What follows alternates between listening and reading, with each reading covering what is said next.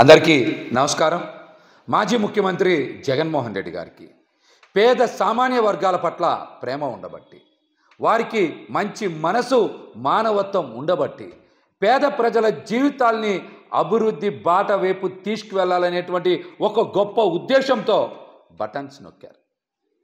5 ఏళ్లలో సుమారు 135 సార్లు జగన్మోహన్ రెడ్డి గారు బటన్ నొక్కి నవరత్నాలను అమలు చేసి పేద సామాన్య వర్గాల జీవితాల్ని అభివృద్ధి వైపు దిశగా పయనించేలాగా వారు ఎంతో శ్రమించారు. అందుకే వాటికి నవరత్నాలని పేరు పెట్టారు, అమలు చేశారు. కానీ ఈ రోజున ఒక్కసారి బటన్ నొక్కడానికే కూటమి నాయకులకి చాలా ఇబ్బందిగా ఉంది. అందుకనే సూపర్ 6 పేద ప్రజల జీవితాలు పీకలు నొక్కడానికే అబద్ధపు హామీలు ఇచ్చారు, మోసపూరిత ప్రకటనలు చేశారు.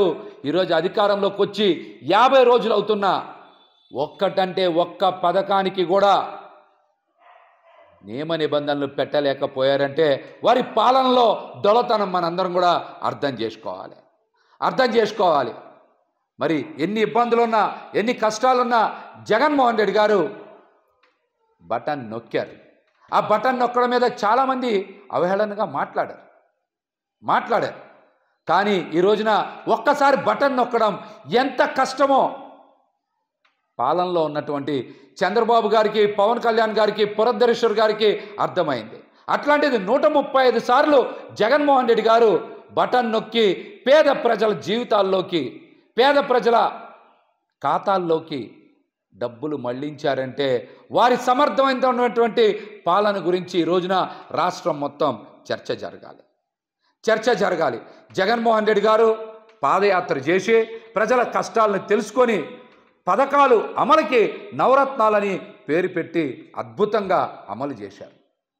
వారు పాదయాత్ర చేసింది ప్రజల కష్టాలను తెలుసుకొని పథకాలు అమలు చేయడానికి. కానీ లోకేష్ గారు పాదయాత్ర చేసింది పగ ప్రతీకారం తీర్చుకొని రెడ్ బుక్ రచించడానికి అన్న విషయం ఈరోజు అందరికీ కూడా అర్థమవుతుంది. ఆచరణకు అమలుకు అవకాశం లేనటువంటి పథకాల్ని సూపర్ 6గా పేరు పెట్టి ఈరోజు ప్రజల్ని మోసం చేశారు.